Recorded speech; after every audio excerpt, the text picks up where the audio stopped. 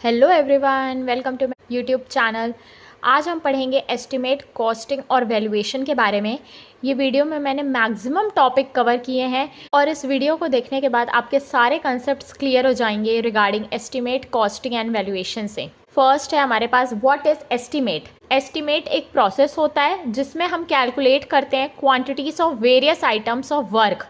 जितने वर्क हम करते हैं किसी भी प्रोजेक्ट को कंप्लीट करने के लिए, उसमें कितनी क्वांटिटीज़ डिफरेंट आइटम की हमको ज़रूरत पड़ती है, वो होता है आपका एस्टिमेट। एस्टिमेट एक प्रोसेस है जिसमें हम वेरियस आइटम्स के क्वांटिटी को फाइंड करते हैं। Now different types of estimate. Estimate कितने टाइप्स के होते हैं? फर्स्ट है हमारा प्रिलिमिनरी, अप्रॉक्सीमेट और एब्स्ट्रैक्ट और रफ कॉस्ट एस्टिमेट। इसके डिफरेंट पार्ट्स हैं: plinth area estimate, cubical area estimate, unit rate estimate. Second है हमारा डिटेल्ड एस्टिमेट। नेक्स्ट है revised estimate. Next supplementary estimate. Next annual repair and maintenance estimate. Now अब हम different estimates के meaning समझेंगे। First है हमारा प्रिलिमिनरी एस्टिमेट। ये एक अप्रॉक्सीमेट कैलकुलेशन होता है ओवरऑल कॉस्ट का किसी भी प्रोजेक्ट के।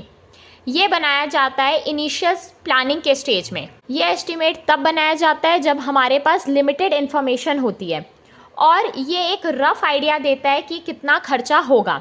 ये एस्टिमेट मदद करता है ये फाइंड करने के लिए कि जो हमने प्रोजेक्ट लिया है वो फाइनेंशियल वायबल है कि नहीं, मीन्स फाइनेंशियली सही है कि नहीं। इस एस्टिमेट से हम ये पता करते हैं कि जो हमारा प्रोजेक्ट है वो फाइनेंशियली सुटेबल है कि नहीं बिफोर फाइनल ड्राइंग और प्लान्स बनाने के पहले। ये एस्टिमेट हम डिटेल डिज़ाइन और प्लान्स बनाने के पहले करते हैं और ये एस्टिमेट मदद करता है ये फाइंड करने के लिए कि ये प्रोजेक्ट फीजिबल है कि नहीं। ये एस्टिमेट मदद करता है हमारे को बजटिंग में, डिसीजन मेकिंग में, क्लाइंट के अप्रूवल के लिए और कॉस्ट को कंपेयर करने के लिए। नाउ प्रीलिमिनरी एस्टिमेट कितने तरह से किया जाता है? फर्स्ट है प्लिंथ एरिया मेथड, सेकेंड है क्यूब रेट मेथड, थर्ड है सर्विस यूनिट मेथड। फर्स्ट है प्लिंथ एरिया मेथड। ये मेथड बेस्ड होता है प्लिंथ एरिया में, मतलब कि बिल्टअप एरिया में ये मेथड बेस्ड होता है। जैसे कि अगर हमारे को 1 स्क्वायर मीटर का खर्चा गिवन है, मान लेते हैं 1 स्क्वायर मीटर का खर्चा है 20,000। सो 200 स्क्वायर मीटर के लिए कितना खर्चा आएगा? 200 इंटू 20,000, सो ये हो जाएगा 40 लैक्स। सो इसमें हम जो एस्टिमेट फाइंड करते हैं वो प्लिंथ एरिया या बिल्टअप एरिया से रिलेटेड फाइंड करते हैं। नेक्स्ट है हमारा क्यूब रेट मेथड। इसमें हम कॉस्ट को फाइंड करते हैं by using the volume of the building. हम बिल्डिंग की वॉल्यूम से कॉस्ट को फाइंड करते हैं by the cost per cubic metre. Length into width into height से हम एस्टिमेट बिल्डिंग का फाइंड करते हैं। ये फाइंड किया जाता है पर क्यूबिक मीटर में। नेक्स्ट हमारे पास सर्विस यूनिट मेथड। ये एस्टिमेट बेस्ड होता है cost per bed, means hospital में एक बेड का खर्चा कितना आएगा, स्टूडेंट्स और यूनिट, मतलब एक क्लासरूम में कितने स्टूडेंट्स हैं। सो यूनिट के अकॉर्डिंग जब हम एस्टिमेट करते हैं वो होता है सर्विस यूनिट मेथड। ये मेथड यूज़ किया जाता है हॉस्पिटल्स और स्कूल्स के लिए। नेक्स्ट है हमारे पास डिटेल्ड एस्टिमेट। ये मोस्ट रिलायबल एस्टिमेट है, मीन्स सबसे परफेक्ट एस्टिमेट होता है डिटेल एस्टिमेट। ये बहुत ही प्रिसाइज होता है और कंप्रिहेंसिव कैलकुलेशन होता है टोटल प्रोजेक्ट कॉस्ट के लिए। और ये बनाया जाता है जब हम डिज़ाइन, ड्राइंग और स्पेसिफिकेशन बना लेते हैं। ये इंक्लूड करता है हमारा क्वांटिटीज़, कितने क्वांटिटीज़ की चीज़ें आएंगी, मीन्स ब्रिक्स कितना आएगा, सीमेंट कितना आएगा, सो डिफरेंट मटेरियल कितने आएंगे, रेट्स, उनका एक एक क्वांटिटी का रेट्स का खर्चा कितना है, and cost of all material, ये सब मटेरियल के कॉस्ट कितने हैं, लेबर का कॉस्ट कितना है, मशीनरी का कॉस्ट क्या है और अदर कंपोनेंट्स जो प्रोजेक्ट में इन्वॉल्व होते हैं। Purpose of detail estimate are. Detail estimate कहाँ कहाँ यूज़ होता है?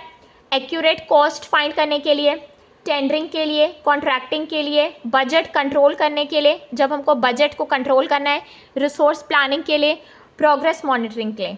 Now components of detail estimate.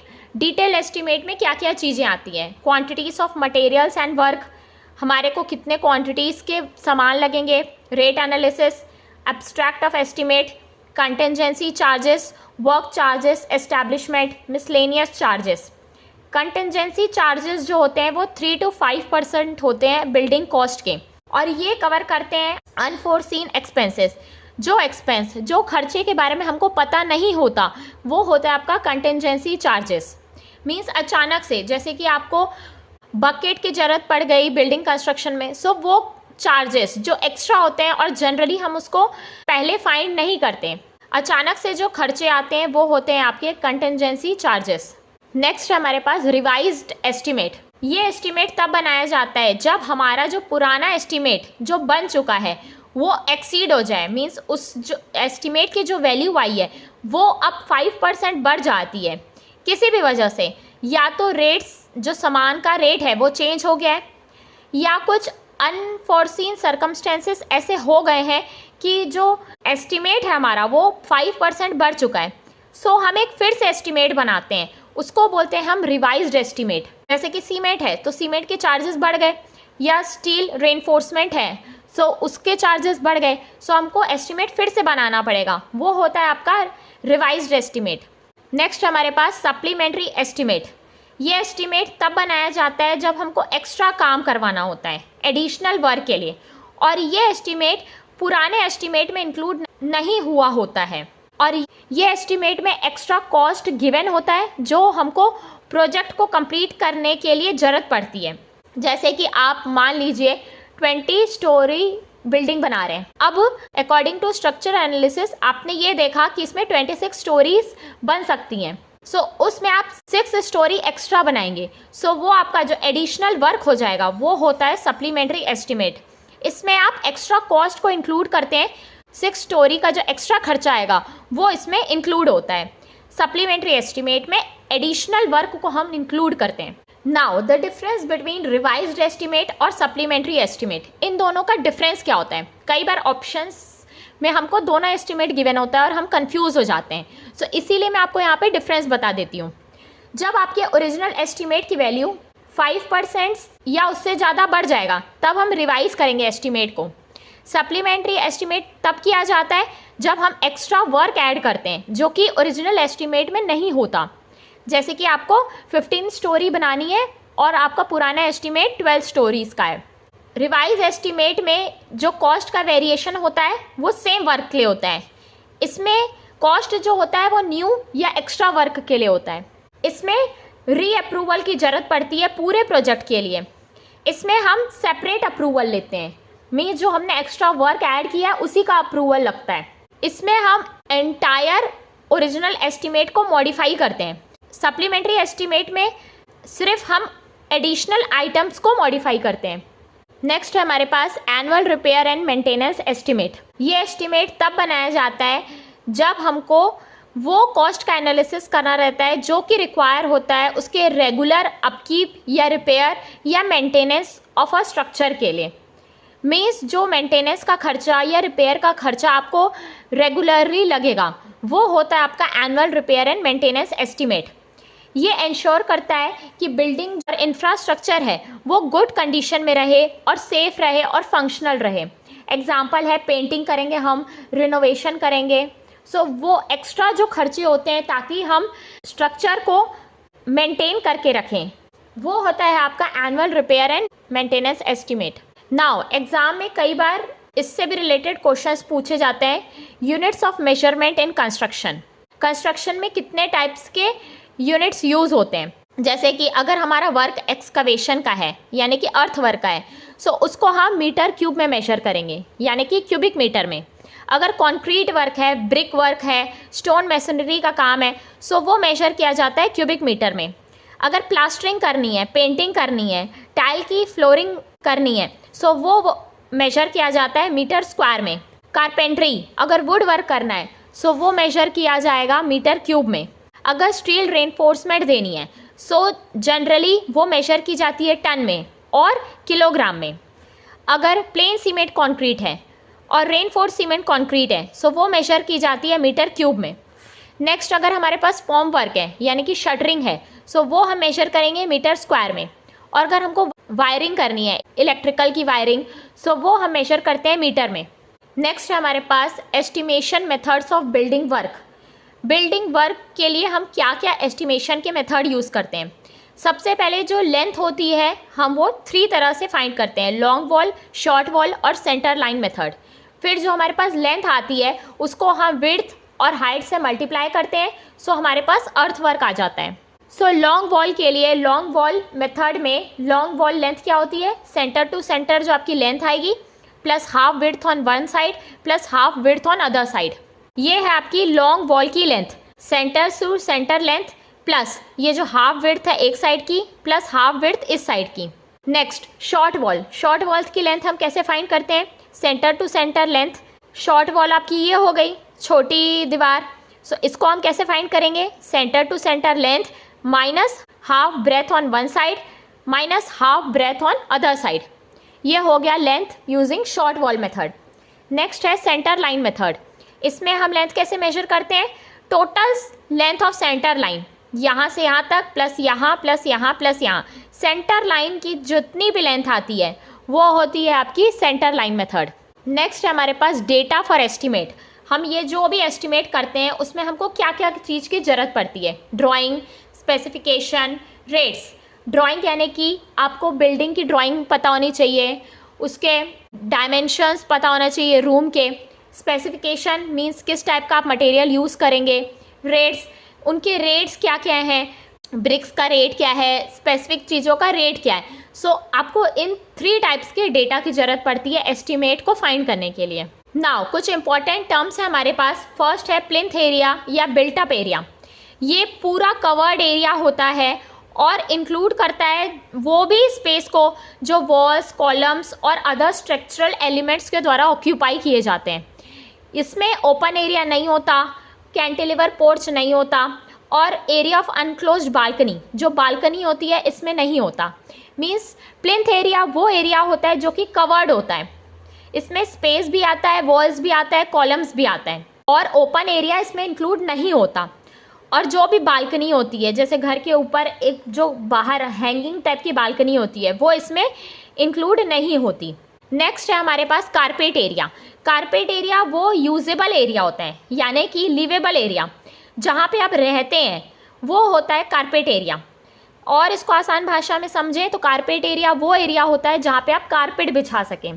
Carpet area equals to plinth area minus deduction, plinth area से जब हम डिडक्शन माइनस करेंगे वो आता है आपका carpet area.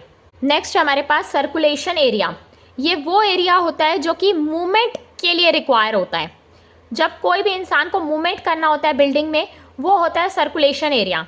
Example floor area of the वरांडा, जो वरांडा में जो फ्लोर होता है या बालकनी में जो एरिया होता है चलने के लिए वो होता है आपका circulation area. Circulation area 2 types के होते हैं। फर्स्ट है हॉरिजॉन्टल यानी कि वरांडा, पोर्चेस, ये 10 से 15% होते हैं प्लिंथ एरिया के। सेकेंड होता है आपका वर्टिकल, मीन्स जो ऊपर जाने के लिए जो एरिया की ज़रूरत होती है वो होता है वर्टिकल, यानी कि स्टेयरकेस, लिफ्ट, ये 4 to 5% होता है प्लिंथ एरिया का। नेक्स्ट है हमारे पास सेटबैक एरिया, ये वो एम्प्टी स्पेस बिल्डिंग के अराउंड होता है जो कि एज अ वेंटिलेशन या गाड़ी को आगे पीछे करने के लिए होता है। ये एम्प्टी स्पेस होता है किसी भी बिल्डिंग के अराउंड, उसको बोलते हैं हम सेटबैक एरिया। नेक्स्ट टॉपिक है हमारा वैल्यूएशन। वैल्यूएशन प्रेजेंट वैल्यू होती है किसी भी प्रॉपर्टी की, मींस एट प्रेजेंट इस प्रॉपर्टी की वैल्यू क्या है वो होती है वैल्यूएशन। ये डिपेंड करती है कि आपका स्ट्रक्चर कैसा है, किस लोकेशन में है, उसकी साइज़ क्या है, शेप क्या है, रोड की विड्थ क्या है, किस टाइप का आपने बिल्डिंग मटेरियल यूज़ किया है। Next depreciation. डेप्रिसिएशन एक रिडक्शन होता है in the value of asset with the passage of time. समय के साथ एसेट की वैल्यू जब डिक्रीज होती है वो होती है डेप्रिसिएशन। डेप्रिसिएशन 3 टाइप्स के होते हैं, फिजिकल, फंक्शनल और कॉन्टिजेंस। डेप्रिसिएशन वियर एंड टियर की वजह से हो सकता है, डिटोरिएशन की वजह से हो सकता है और ऑब्सोलिसेंस की वजह से हो सकता है। ऑब्सोलिसेंस मीन्स आपका जो पुराना डिज़ाइन या स्ट्रक्चर है वो एट प्रेजेंट ट्रेंड में नहीं है, आउट ऑफ ट्रेंड हो गया, सो उस वजह से भी एसेट की वैल्यू में डिक्रीज आता है। नाउ हमारे पास 2 टर्म्स हैं, डेप्रिसिएशन और ऑब्सोलिसेंस। इन दोनों के बीच का डिफरेंस क्या होता है मैं वो बताऊंगी। डेप्रिसिएशन में हम ये देखते हैं कि physical loss of the property देखते हैं जब वियर और टियर की वजह से होता है। इसमें फंक्शनल लॉस देखते हैं प्रॉपर्टी का, जो कि चेंज इन डिज़ाइन या स्ट्रक्चर या फैशन या डिमांड की वजह से होता है। ये समय के साथ चेंज होता है, डेप्रिसिएशन।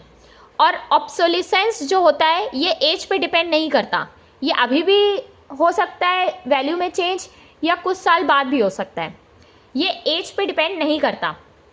डेप्रिसिएशन एसेट की बुक वैल्यू को कम कर देता है और ऑब्सोलिसेंस एसेट को लेस डिज़ायरेबल बनाता है, मींस एसेट को अनडिज़ायरेबल बना देता है, क्योंकि जो डिज़ाइन है या स्ट्रक्चर है वो आउटडेट हो गया है, मींस वो अभी फैशन में नहीं है, वो डिमांड में नहीं है। सो इसीलिए एसेट की वैल्यू डिक्रीज हो जाती है। डेप्रिसिएशन को हम पार्शली रिवर्स कर सकते हैं with maintenance. Obsolescence generally irreversible होता है, इसको हम चेंज नहीं कर सकते। अगर किसी चीज़ का ट्रेंड चला गया, डिज़ाइन ऑब्सोल्यूट हो गई या डिज़ायरेबल नहीं है, सो उसको हम रिवर्स नहीं कर सकते। नेक्स्ट टॉपिक है सैल्वेज वैल्यू। ये वो वैल्यू होती है एसेट की जो उसके यूटिलिटी पीरियड के ख़त्म होने के बाद होती है। नेक्स्ट टॉपिक है स्क्रैप वैल्यू। अगर किसी भी बिल्डिंग को हम तोड़ देंगे, डिसमेंटल कर देंगे, ब्रेक कर देंगे उसके यूटिलिटी के बाद, उसके बाद जो मटेरियल बचेगा उसको अगर हम सेल करेंगे, सो उससे जो वैल्यू आएगी वो होती है स्क्रैप वैल्यू। इसकी डेफिनेशन क्या है? If building is dismantled after the period of its utility is over, some amount can be fetched from the sale of old material. जो पुराने सामान है उनसे जो पैसा आता है वो होती है उसकी स्क्रैप वैल्यू। सैल्वेज वैल्यू जो होती है उसकी रीसेल वैल्यू होती है एक पर्टिकुलर पीरियड के बाद, और स्क्रैप वैल्यू जो होती है वो उसके यूटिलिटी पीरियड के बाद जब हम उसको डिसमेंटल करते हैं तो जो वैल्यू आती है वो होती है स्क्रैप वैल्यू। सैल्वेज वैल्यू में हम डिसमेंटल नहीं करते हैं, स्क्रैप वैल्यू में हम स्ट्रक्चर का डिसमेंटल करते हैं। नेक्स्ट टॉपिक है बुक वैल्यू।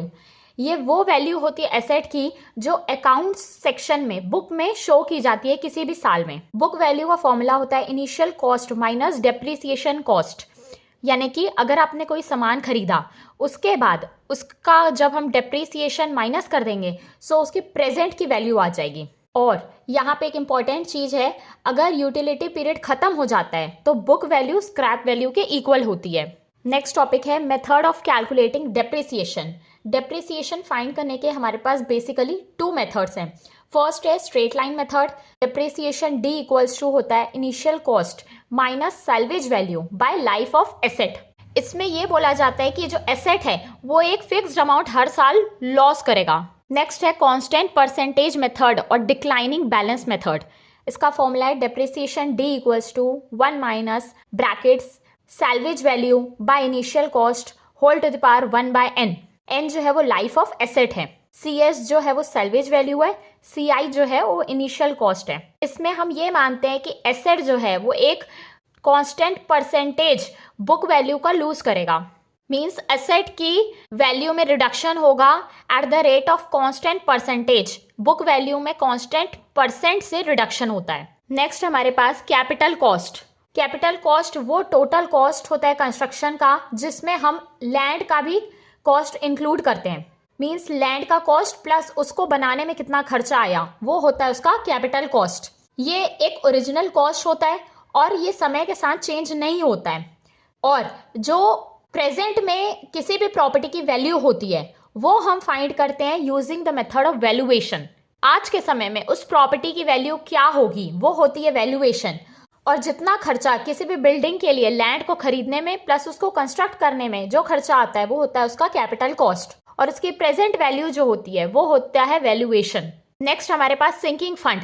ये एक ऐसा फंड होता है जिसको हम हर साल थोड़ा सा अमाउंट बचा के रखते हैं उसके यूटिलिटी पीरियड के खत्म होने के बाद, ताकि हम उसको यूज कर सकें।